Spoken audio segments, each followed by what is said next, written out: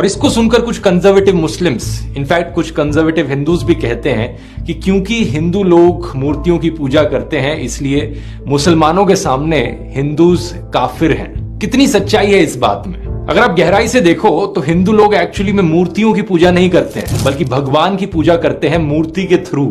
ये वैसा ही हो गया जैसे कि आप अपने फादर को याद करते हो उनकी फोटो देखकर। फोटो के जरिए आप अपने पिता को याद कर रहे हो और उनको प्यार जता रहे हो, लेकिन इसका मतलब ये नहीं कि आप एक्चुअल पिता को भूलकर सिर्फ इस फिजिकल फोटो को ही प्यार जताने लग जाओ और याद करने।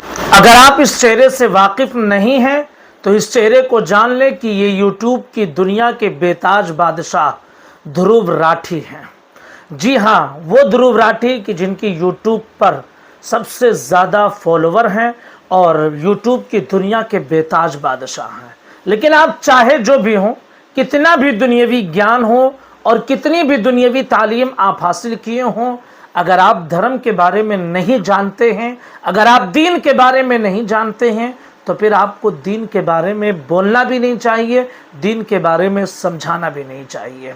और अगर आप इस्लाम के बारे में नहीं जानते हैं तो इस्लाम के बारे में तो और ज़्यादा आपको नहीं बोलना चाहिए। आप जिस धर्म के हैं आप उसी धर्म के बारे में बोलें। अब ये हिंदू और मुस्लिम के दरमियान एक फ़र्क समझाने की कोशिश कर रहे हैं और ये बता रहे हैं कि मुसलमान हिंदुओं को इसलिए काफिर कहते हैं क्योंकि ये बुत की पूजा करते हैं। और फिर उन्होंने बताया कि हकीकत में हिंदू बुत की पूजा नहीं करते हैं बल्कि भगवान ही की पूजा करते हैं और बुत को देखकर वो भगवान की पूजा करते हैं। अब इन जनाब से मैं पूछना चाहता हूँ कि जो मिसाल आपने दी है कि बिल्कुल ऐसे ही कि जैसे आपके फादर की तस्वीर हो आपके सामने और आप तस्वीर को देखें और अपने बाप को याद करें, तो इसमें क्या गलत है? मैं आपसे पूछना चाहता हूँ कि अगर आपके फादर का इंतकाल हो गया हो और आप सामने गधे की तस्वीर रख कर अपने बाप को याद करें तो आपके बाप की तौहीन होगी या नहीं होगी? यकीनन होगी, इसलिए कि आपके बाप इंसान है और गधा आपका बाप नहीं हो सकता है।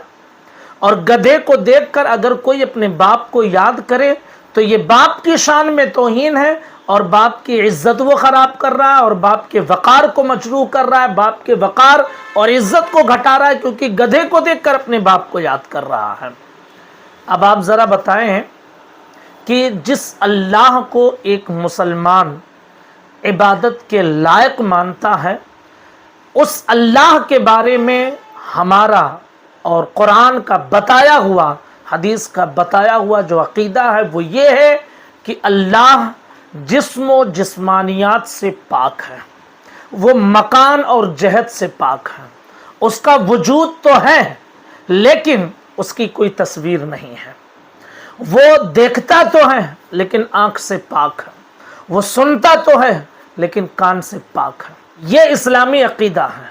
अब इस्लामी अक़ीदा ये है और हिंदू मत का अक़ीदा क्या है कि वो एक बुत को पूजते हैं और जो भी उनका नज़रिया होगा, तो कहाँ से इस्लाम और हिंदू ये बराबर हो सकते हैं? भाई उनका नज़रिया कुछ और है अपने भगवान के बारे में और मुसलमान अपने अल्लाह के बारे में अक़ीदा कुछ और रखते हैं। इसलिए मैंने कहा कि अगर आप दीन के बारे में नहीं जानते हैं तो दीन के बारे में आपको ज्ञान नहीं देना चाहिए, दीन के बारे में आपको नहीं बोलना चाहिए। हाँ, अगर आप बोलना चाहते हैं तो आप अपने मज़हब के बारे में बोलें, जिस मज़हब से आप ताल्लुक़ रखते हैं। कम से कम मज़हब इस्लाम के बारे में तो आप ना बोलें कि जिसके बारे में आपको कुछ भी इल्म नहीं है।